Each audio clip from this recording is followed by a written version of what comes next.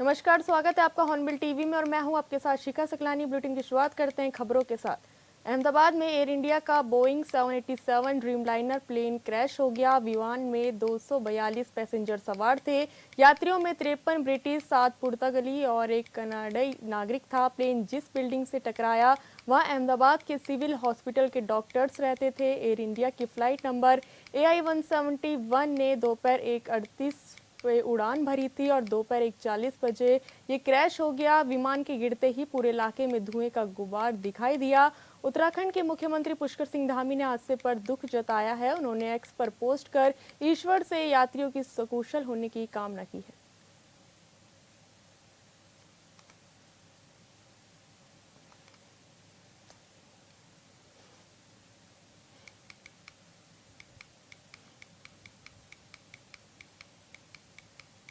पहलगाम आतंकी हमले के बाद सेना के ऑपरेशन सिंदूर को लेकर अब तक राजनीति जारी है। सत्ता पक्ष और विपक्ष के नेता सेना की बहादुरी पर गर्व तो कर रहे हैं, लेकिन दोनों पार्टियों में कुछ नेता ऐसे बयान दे रहे हैं जो कहीं से भी सही नहीं है। उत्तराखंड कांग्रेस के एक विधायक ने ऐसा बयान दिया है जो बड़ा गंभीर है और समझ से परे भी है। पुलवामा का हमला इन्होंने कराया, पहलगांव का करा दिया, क्योंकि बिहार के चुनाव नजदीक हैं। उत्तराखंड के उधम सिंह नगर के नानकमत्ता से कांग्रेस विधायक गोपाल सिंह राणा का बयान जनता की समझ से परे है। विधायक का आरोप सिर्फ आरोप नहीं बल्कि दुनिया की सबसे बड़ी पार्टी यानी कि बीजेपी की विचारधारा पर बड़ा सवाल है। बड़ा सवाल ये कि क्या कोई राजनीतिक पार्टी सत्ता के लिए ऐसा भी कर सकती है। अब सिंदूर, घर घर सिंदूर बांटने का मामला इन्होंने उठाया। घर घर सिंदूर बांटने का विकास होगा। भावनात्मक मुद्दे उठा करके ये हर बार वोट लेना चाहते हैं। पुलवामा का हमला इन्होंने कराया, पहलगांव का करा दिया, क्योंकि बिहार के चुनाव नज़दीक हैं, तो चाहते हैं कि पब्लिक भावनाओं में बहे और हमको वोट दे। उधम सिंह नगर के नानकमत्ता से कांग्रेस के विधायक गोपाल सिंह राणा का कहना है कि बीजेपी की सरकार देश के विकास पर ध्यान नहीं देती बल्कि भावनात्मक मुद्दों के जरिए सत्ता हासिल करने की कोशिश करती है। कांग्रेस विधायक का दावा है कि जम्मू कश्मीर में 2019 में हुए पुलवामा हमला हो या फिर 2025 के पहलगाम आतंकी हमला, दोनों आतंकी हमले बीजेपी ने कराए हैं ताकि भावना से देश की जनता बीजेपी को वोट करे। उन्होंने इस हमले के लिए बिहार चुनाव का उदाहरण दिया है। अब सिंदूर, घर घर सिंदूर बांटने का मामला इन्होंने उठाया। घर घर सिंदूर बांटने का विकास होगा। भावनात्मक मुद्दे उठा करके ये हर बार वोट लेना चाहते हैं। पुलवामा का हमला इन्होंने कराया, पहलगांव का करा दिया, क्योंकि बिहार के चुनाव नज़दीक हैं, तो चाहते हैं कि पब्लिक भावनाओं में बहे और हमको वोट दे। कांग्रेस विधायक के इस गंभीर आरोप पर आरोपों की राजनीति शुरू हो चुकी है। उत्तराखंड बीजेपी के अध्यक्ष महेंद्र भट्ट ने करारा पलटवार किया है। महेंद्र भट्ट ने कहा कि कांग्रेस की आदत पुरानी है। इस तरह के आरोप लगाना कहीं से सही नहीं है। ये देश की जनता और सेना का अपमान है। महेंद्र भट्ट के साथ ही बीजेपी के विधायक खजान दास ने भी कांग्रेस विधायक के इस बयान की घोर निंदा की है और बयान को लेकर माफी मांगने की मांग की है। कांग्रेस के लोगों को न सैनिकों के सम्मान की चिंता है, न राष्ट्र के स्वाभिमान की चिंता है। और जब इस वक्त घटनाएं खड़ी होती हैं, अगर पहलगाम के अंदर जो घटना हुई उसके बाद चुप रहना था क्या? इसका मतलब कांग्रेस के लोगों को पता है कि वो आतंकवादी कौन है। उन आतंकवादियों के मुकाबले के लिए उनके घर के अंदर घुसकर आतंकवादियों को 9 ठिकाने ध्वस्त किए, 100 से ज़्यादा आतंकवादी मारे गए। उस पर सरकार का और सेना का धन्यवाद करने के बजाय कांग्रेस के बयान बहुत ही निंदनीय है और मैं इसकी भर्त्सना करता हूँ। ये कांग्रेस के माननीय विधायक का एक दुर्भाग्यपूर्ण बयान है। जिस तरह से उन्होंने कहा कि ये भारतीय जनता पार्टी की साजिश है पुलवामा को लेकर के और चाहे पहलगांव को लेकर के ये घटनाक्रम करवाया गया है, मैं इसकी घोर निंदा करता हूं। अपने स्टेटमेंट को वापस लें तत्काल प्रभाव से। ये गलत बात है। ये उन्होंने पूरे भारत का और हमारे भारत के सैनिकों का अपमान किया है। और जिस तरह से उन्होंने कहा कि हम चुनाव जीतने के लिए इस तरह का स्टैंड किया है, ये दुर्भाग्यपूर्ण है। मैं तत्काल प्रभाव से कहना चाहूँगा कि आप एक संवैधानिक पद पर हैं और सबसे पहले हमारे देश की सुरक्षा है और देश की सुरक्षा के लिए अगर इस तरह की बात कही जाती है तो ये दुर्भाग्यपूर्ण है। मैं इसकी घोर निंदा करना चाहूँगा और घोर निंदा करता हूँ। किसी भी पार्टी के नेता का इस तरह का आरोप लगाना कितना सही है ये तो सियासत करने वाले जानते हैं, और वो भी तब जब किसी के पास इस तरह के आरोपों का किसी के पास कोई सबूत नहीं होता है। बड़ा सवाल ये है कि अगर कांग्रेस के विधायक के आरोपों में सच्चाई है तो पार्टी के नेतृत्व आखिरकार खामोश क्यों? जब भी इस देश पर आतंकी हमले हुए हैं तो पूरा देश एकजुट रहा है, जैसा इस बार ऑपरेशन सिंदूर के समय देखा गया है। Bureau report, Hornbill TV.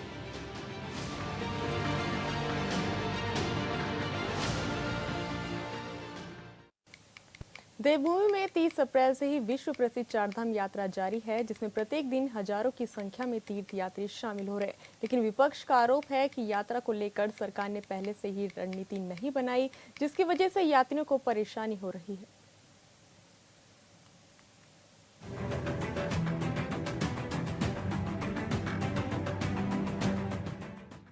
Uttarakhand में चारधाम यात्रा अपने चरम पर है। बारिश और बर्फबारी के बावजूद चारधाम यात्रियों के उत्साह में कोई कमी देखने को नहीं मिल रही है। देश ही नहीं बल्कि विदेशों से भी चारधाम यात्रा के लिए श्रद्धालु पहुंच रहे हैं। सबसे ज्यादा यात्री केदारनाथ धाम पहुंच रहे हैं। 30 अप्रैल से शुरू हुई चारधाम यात्रा में अभी तक 27 लाख से ज्यादा श्रद्धालु पहुंच चुके हैं और ये सिलसिला लगातार जारी है। इधर व्यवस्थाओं को लेकर विपक्ष सवाल उठा रहा है। राष्ट्रीय नेतृत्व समय समय पर प्रदेश के जो कांग्रेस के साथी हैं उनको आमंत्रित करते हैं। प्रदेश के परिप्रेक्ष्य में वहाँ पर विचार विमर्श होता है, तदनुसार आगे जो है हमारा मार्ग भी प्रशस्त किया जाता है। आपने कहा कि बयान देखिए, कांग्रेस में आंतरिक लोकतंत्र है और हमारे साथियों ने अपनी बात कही है, तो मैं समझता हूँ बात कहने में कोई गुरेज नहीं है। अरे भाई, बीजेपी से तो कम है। वहाँ तो पूर्व मुख्यमंत्री जी ने लोकसभा में कह दिया, पूरे देश के अंदर ये संदेश दे दिया कि उत्तराखंड राज्य के अंदर अवैध खनन हो रहा है। उसका तो आप लोग कुछ कहते नहीं, उसमें तो आप चुप हो जाते हैं, मौन हो जाते हैं। कांग्रेस के हम साथी हैं, कोई बात कहते हैं उसको आप कहते हैं कि बहुत बड़ी बात हो गई। कुछ दिन पहले ही केदारनाथ धाम जा रहे हेलीकॉप्टर की इमरजेंसी लैंडिंग के दौरान दुर्घटनाग्रस्त हो गया था।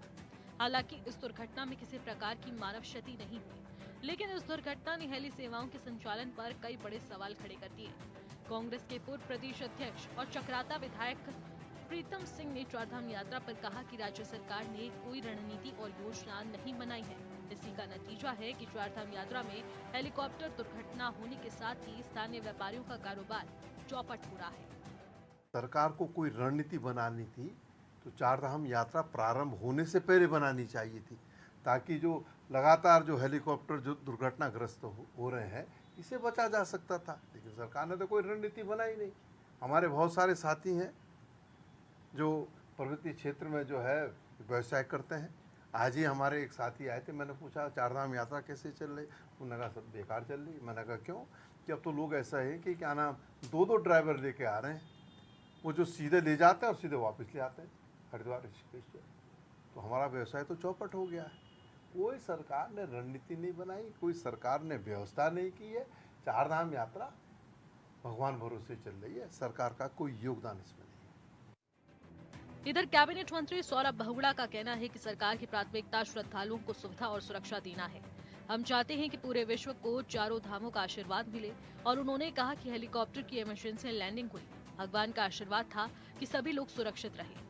मंत्री ने कहा कि मुख्यमंत्री ने स्पष्ट तौर पर निर्देश दिए हैं कि सेफ्टी ऑर्डर होना चाहिए।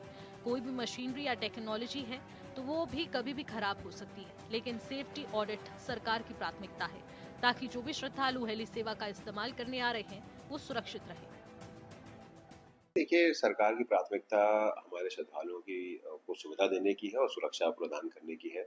हम चाहते हैं कि चारधाम यात्रा में पूरे विश्व को बाबा केदार, बाबा बद्री विशाल, यमुनोत्री धाम, गंगोत्री धाम, हेमकुंड साहिब का आशीर्वाद मिले। उसके लिए सरकार लगातार कोशिश भी कर रही है, लेकिन आपने सही कहा कि सुरक्षा बहुत बड़ी एक हमारी प्राथमिकता है। और मैं जहाँ तक मुझे पता है कि जो कल परसों जो हेलीकॉप्टर लैंड हुआ, जिसमें समस्या आई, 6 भगवान का आशीर्वाद था कि 6 के 6 लोग जो है वो जीवित रहे, किसी की मृत्यु नहीं हुई।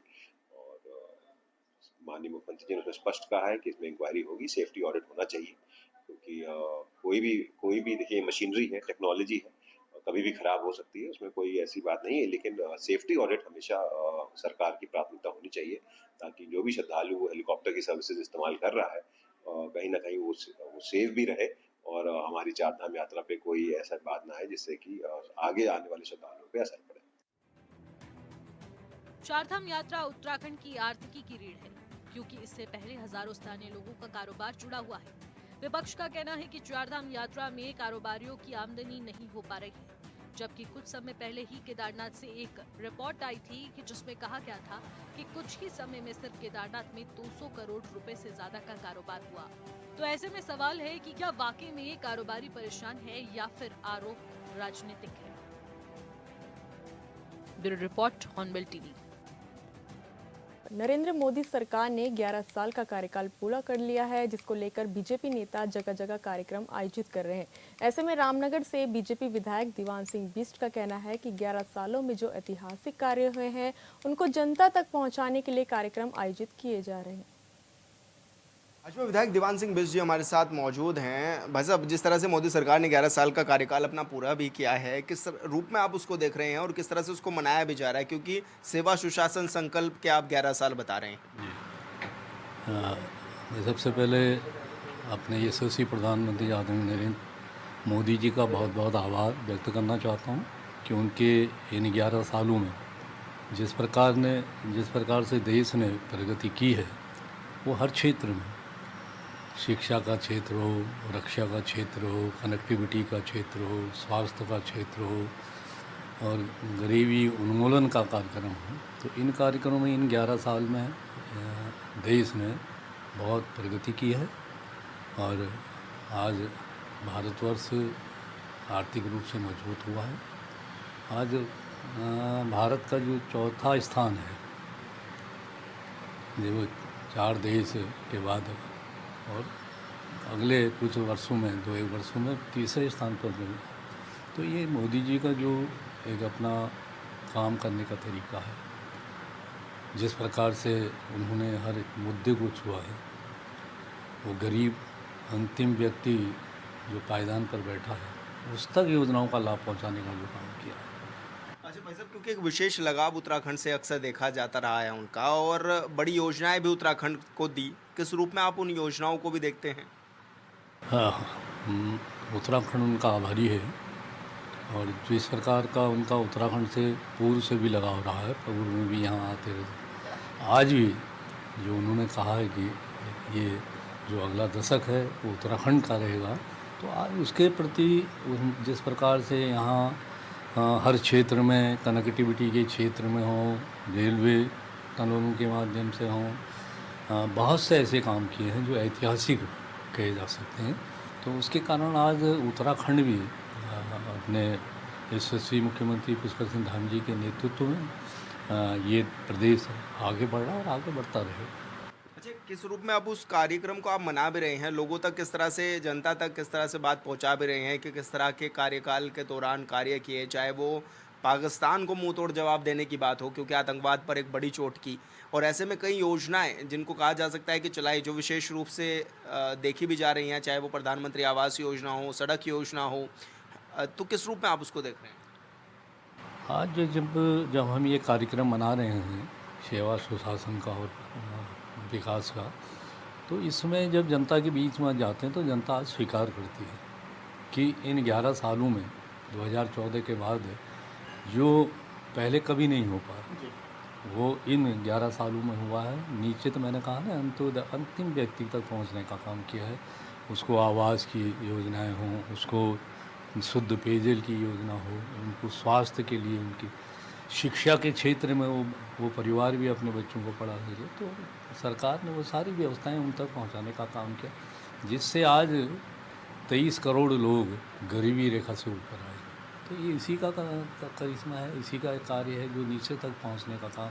पहले लोग गरीबी हटाओ हटाओ नारे लगाते थे, लेकिन इन 10-11 सालों में जिस प्रकार से गरीब लोग ऊपर आए हैं, ये आंकड़ा है 23 करोड़ से ऊपर जो लोग आए हैं आज गरीबी रेखा से ऊपर आए हैं, तो उसका जो योजना है उन्हीं का ये आज का। जी भाई साहब, क्योंकि महिलाओं को सशक्त बनाने के लिए भी कार्य इस दौरान किए गए, चाहे वो विधानसभा लोकसभा में 33% आरक्षण की बात हो, जहां पर महिलाओं का नेतृत्व बढ़ाने की कोशिश की गई। और साथ ही हम ये भी देखते हैं कि प्रधानमंत्री ने जिस तरह से कहा था कि महिलाओं को लखपति दीदी बनाना है, उस रूप में, उस कड़ी में किस तरह से कार्य हुआ आपके खुद के क्षेत्र में भी? हाँ, महिला सशक्तिकरण के लिए जिस प्रकार से योजनाएं लागू की गई, आज जिस प्रकार से हमारे प्रदेश में भी करीब 1.5 लाख जो लखपति दीदी हैं वो बनी हैं, और पूरे देश में तो करोड़ों की संख्या में उनको जाना है। आज जिस प्रकार से उनके लिए योजनाएं बनाई हैं महिला समूह के माध्यम से, मेरे क्षेत्र में बहुत से महिला समूह हैं जो इन कार्यों को कर रही है। जो हमारा मुद्रा लोन है, जनधन खातों के माध्यम से उनको सुविधाएं दी जा रही हैं। उनको जो करना चाहते हैं जो समूह महिलाएं की, बहुत सी महिलाएं कर रही हैं। हमारे यहाँ तो कॉर्बेट टाइगर का भी, कॉर्बेट का भी जो कार्यक्रम पर्यटन होता है उसमें भी लोग महिलाएं बहुत से कर रही हैं कि जो हमारा स्वच्छता अभियान है, जो पर्यटक अंदर जाता है तो उसको थैले बनाकर भी देते हैं। उनके माध्यम से भी उसमें टाइगर का जो चिन्ह होते हैं। तो इस प्रकार से हर क्षेत्र में काम किया जा रहा है। वो पापड़ बनाने से लेकर क्रीम बनाने से लेकर और अच्छे बड़े कार्य महिलाओं के माध्यम से समूह के द्वारा किए जा रहे हैं। उनको सारी सुविधाएं सरकार के माध्यम से मिल रही हैं, तो उसका लाभ भी महिलाएं ले रही हैं। अच्छा, क्योंकि ये भी देखा जाता है कि मन की बात अक्सर प्रधानमंत्री नरेंद्र मोदी करते हैं, और ऐसे में जो अच्छा काम कर रहे हैं उनसे डायरेक्ट बातचीत करके उनको प्रोत्साहित भी करते हैं, आगे बढ़ाने की बात भी करते हैं। किस रूप में आप उनके उस मोटिवेशन को भी देखते हैं? देखिए, मन की बात हमको पहले लगता था कि अपनी मन की बात, लेकिन वो अपनी मन की बात नहीं करते हैं, वो हम लोगों की मन की बात करते हैं। मैं भी हल्द्वानी में, मैं नाम भूल रहा हूँ उनका, हम तो जानते भी नहीं थे। जब हमने मन की बात में देखा तो उन्होंने जिस प्रकार से, वो अपंग भी थे, जिस प्रकार से उन्होंने जो हमारा ये चीड़ होता है उसके बक्कल में कलाकारी करी, तो आज वो बहुत आगे बढ़े हैं। तो ऐसे बहुत सी जानकारियाँ मिलती हैं कि साधारण से परिवार का व्यक्ति भी पहले कभी जानकारियाँ नहीं होती, आज उसको देखते हुए, उन लोगों को देखते हुए लोगों में एक सीखने की प्रवृत्ति आ रही है, और लोग उस ओर बढ़े रहे हैं कि जो नए से नए काम करने की कोशिश कर रहे हैं। जी, धन्यवाद सर। हॉर्नबिल टीवी से बातचीत करने के लिए दीवान सिंह बिष्ट जी हमारे साथ थे, जो कि राज्य के तमाम विषयों पर भी बात कर रहे थे और बता रहे थे कि प्रधानमंत्री नरेंद्र मोदी ने किस तरह से महिलाओं को सशक्त बनाया है और साथ ही किस तरह के 11 साल में बेमिसाल कार्य भी किया है। हॉर्नबिल टीवी के लिए देहरादून से विशाल गर्ग। गर्मी में स्कूलों की छुट्टी के बाद उत्तराखंड सहित अलग अलग प्रदेशों में रहने वाले प्रदेश के लोग गांव में लौट रहे हैं, जिसको लेकर गांव चहल पहल तो है लेकिन पानी के लिए परेशान है। पौड़ी के मनियासियों में पानी के लिए हाहाकार मचा हुआ है, क्योंकि शिकायत के बाद भी विभागीय अधिकारी क्षतिग्रस्त पाइपलाइन को ठीक नहीं कर रहे।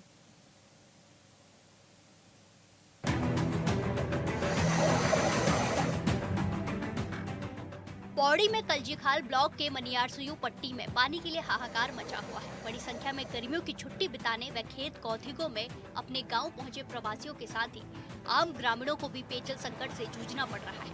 विधायक राजकुमार पौरी ने क्षेत्र भ्रमण के दौरान चिनवाड़ी डांडा पेयजल योजना का निरीक्षण किया।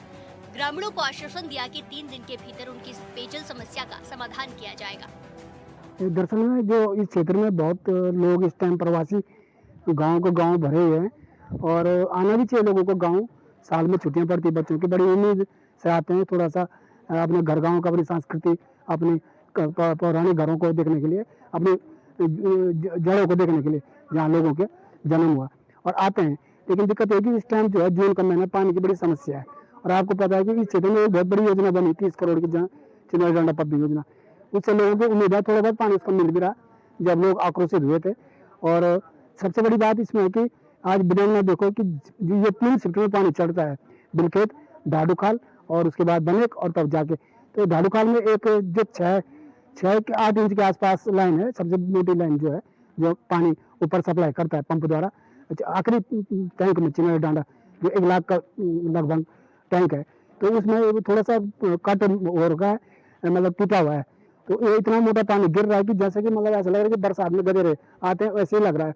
और जब हमने देखा तो हम बड़ा अचंभ रह गया हम उसको देखते हुए, कितना पानी वेस्ट हो रहा है। यहाँ तो एक तरफ लोग वापस जा रहे हैं, प्रदेश जो है यहाँ गाँव में आ रखे हैं पानी को किल्लत को लेकर, वहीं इतना मोटा पानी। और हमारे साथ में माननीय विधायक जी थे, उन्होंने वहाँ पे देखा निरीक्षण किया कि भाई तो गलत बात है, इतना पानी क्यों गिर रहा है।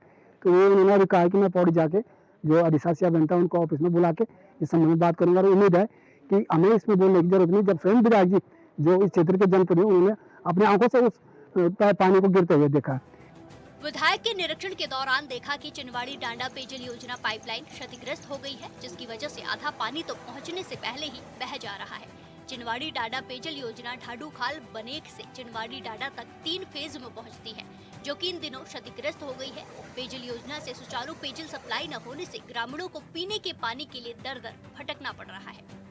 ये आश्वासन दिया कि 3 दिन के अंदर आ जाएगा। हमने कितने बार आधार कार्ड दिए, वो दिए, नहीं पानी बिल्कुल नहीं था। जो असगढ़ का पानी है लोग ऊपर खोल दे रहे हैं जहाँ से पानी आ रहा है। अब फिर लोग भी परेशान है और लाइन पारे पानी खुल रहा तो पानी नहीं आ रहा। हम बहुत परेशान, पानी से पानी नहीं आ रहा हमारे यहाँ। 3 दिन के अंदर हमें भी फोन करते हैं, उन्होंने हमें आश्वासन दे रखा है, उनके लिए बहुत धन्यवाद दिया। फिर लोगों ने हम कितने बार के कागज दिए वो दिए, पर पानी बिल्कुल नहीं है। रोड वाले तरस रहे, हम पानी कहाँ से अपने लिए पीने के लिए, थोड़ा थोड़ा उनको पीने के लिए भी दे रहे हम पानी। ना चाहते जितने अधिकारी आ रखे थे, भैया लोग विधायक सब आए, उनके लिए बहुत धन्यवाद है। पूरी जी को बहुत बहुत धन्यवाद है, उन्होंने हमारी समस्या सुन ली। कितने परिवारों को पानी नहीं मिला? 3 परिवार नहीं छोड़ रखे हैं यहाँ पे। ग्रामीण महिला यशोदा देवी चौहान ने और जगमोहन डांगी ने कहा कि सरकार की योजना को विभाग पलीता लगा रहे हैं। विधायक के क्षेत्र भ्रमण के दौरान शिकायत की, लेकिन स्थिति यह है कि 3 परिवारों को तमाम औपचारिकताएं निभाने के बाद भी पेयजल आपूर्ति नहीं की जा रही है। विधायक ने तत्काल संबंधित अधिकारियों को निर्देश दिए कि 3 दिन के भीतर उक्त प्रभावितों को पेयजल आपूर्ति सुचारू करवाई जाए। वास्तव में मुझे अभी रास्ते में जब हम आ रहे थे तो ढाडू खाल से ऊपर आते समय हमें एक जगह पे ऐसा जो नीचे नयार से जो पानी आता ऊपर चिनवाड़ी डांडा, तो उसका जो 8 इंची का पाइप है वो जो है वहाँ पे लीकेज हो रहा है और उसमें बहुत मात्रा में पानी जो है अनावश्यक बह रहा है, जिसका कोई उपयोग नहीं है।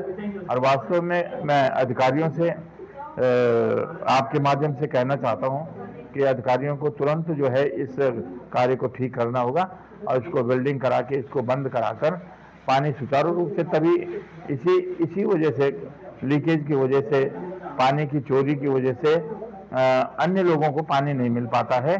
तो मैं अधिकारियों से भी आग्रह करूंगा और ये अपनी तरफ से वार्ता करूंगा और आदेश भी दूंगा कि यथाशीघ्र जो है पानी की व्यवस्था कलजीखाल के विकास खंड के अंतर्गत घंडियाल हो या कलजीखाल हो, कांसकेत हो, इन बाजारों में सुचारू रूप से चलनी चाहिए। इस संबंध में मैंने अधिकारी से वार्ता कर दी है, अभी आप ही के सामने फोन से वार्ता हुई है और निश्चित रूप से वो यथाशीघ्र जो है कल ही वो उसको ठीक कराएंगे।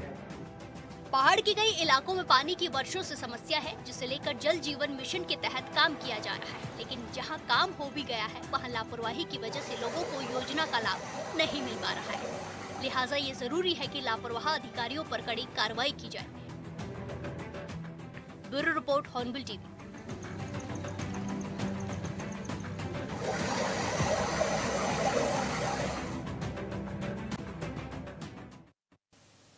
फिलहाल इस बुलेटिन में इतना ही। आप देखते रहिए हॉर्नबिल टीवी। नमस्कार।